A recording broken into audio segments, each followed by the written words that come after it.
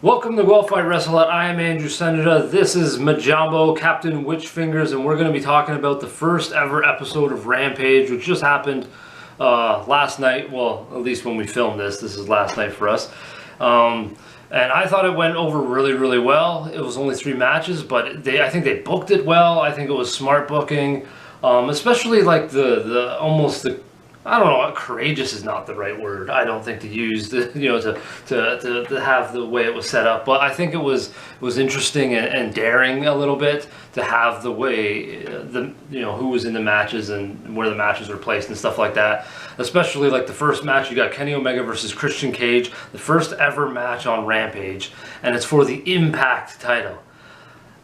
I don't think any other company has ever or will ever do something like that. Hey, let's feature our first match and have it another company's title on the line, right? Like, totally agree. It's madness. And that's what makes this all so genuine and authentic. This is what keeps you on the edge of your seats. So all those like AEW haters or anti ROH or New Japan, they need to like wake up. This is what makes it interesting. This is what makes life interesting. You know, like when, somebody's got a third nipple. It's interesting. You're like, my girlfriend, like, it's just odd. Like, but that's what keeps life fresh, and that's why this is a good product, and that's why, we're into it. Because it's interesting. It's fucking interesting. Anyways, what'd you think of the match? I'm gonna jump right to the finish. I'm like, I wasn't really expecting that. I figure Omega was probably gonna be the winner, but then like I was thinking a small chance because Christian, like, he's undefeated. I don't think he's gonna win the AEW belt, so maybe give him this one. He's got some ties with Impact, so I'm like, small chance to win, but I still didn't think so. But he's the new champ, and I didn't know both belts were on. I thought one of them was on, but he's double champ now. That's all Moose's fault. Yeah, like that was probably your best analysis you've ever done on a match so far. So we'll get congratulations from all my lady friends out there in the land. But yeah, it was totally that. Like, I was thinking the same thing. I was actually, I don't know if maybe I was picking my nose. I'm not sure, but I was sitting there and I literally stopped. And I didn't even realize that I stopped for like 20 or 30 seconds because I was doing that right when Christian won. I was like, oh, cow. Oh, because I really didn't think that he was going to win. I thought maybe 5% of myself thought Christian was going to win.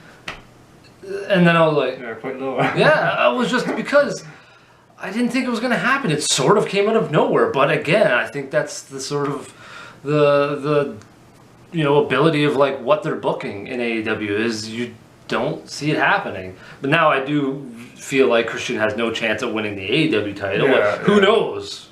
Who knows? But I think this is also great because Kenny brought a lot of attention to Impact when he came over to Impact and win the belt. So it brought it now. Let's say that attention was sliding a little bit. Now Christian will bring it back up. Now that the Impact's having fans, you're going to have Christian back. He's going to be going in. I think this is great. I think, bringing him in, I wasn't sure what he was going to do, but now I think this sort of gives some revitalization to him, and a lot of fans will come back, Christian fans, and they'll go to Impact, and I think this just works out for everybody really, really well. Yeah, I don't know about you, but I was like thinking about it afterwards. I'm thinking, this kind of just makes sense, because like, I don't think it would make sense for if he loses the belt on Impact, so they give it to somebody else that has ties with Impact to lose it. That's actually like, pretty smart. He's being smart today. So like, I don't know, just the opinion that I was thinking about. Oh, that's really smart. The next match, I didn't know how it was gonna, like, I was pretty much like 99.9% sure that like Miro was gonna beat Fuego. Like, it just, I don't know. I only see maybe a few people beating Miro.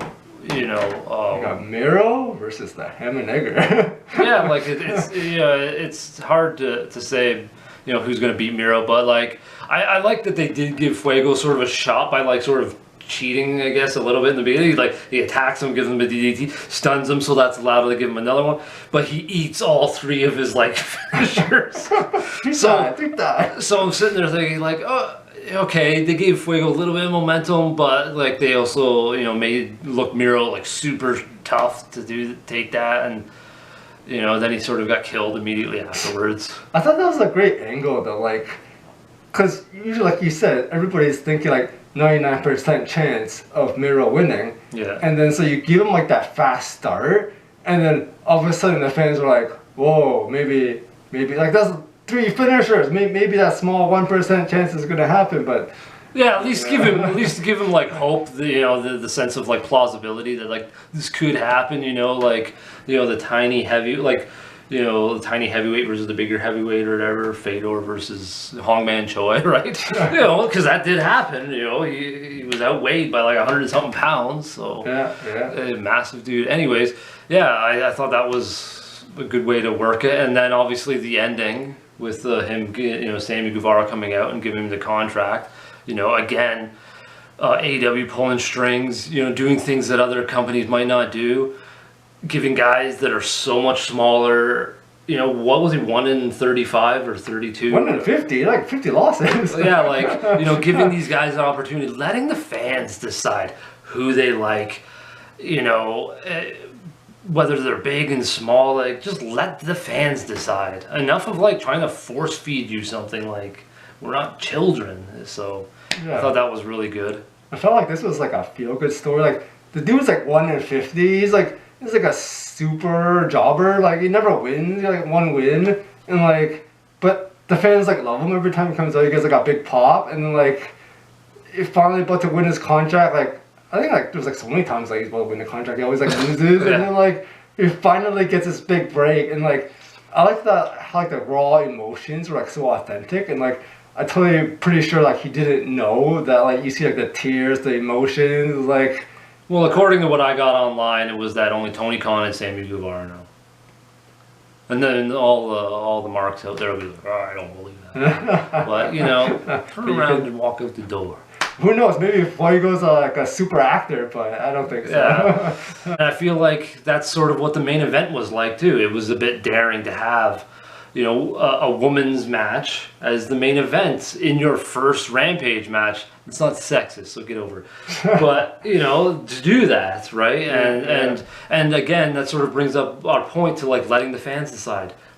Britt Baker was, like, the most over person. The crowd was going crazy, and she's the heel, letting the fans decide. So, you know, I think that's good. I'm glad that Britt Baker's not changing her personality. She was still trying to cheat in the match. Yeah. Like, you know, her personality is still the same way, and the fans are deciding that they like her, and I think that's awesome. Like, I personally, I find I like more of the heels.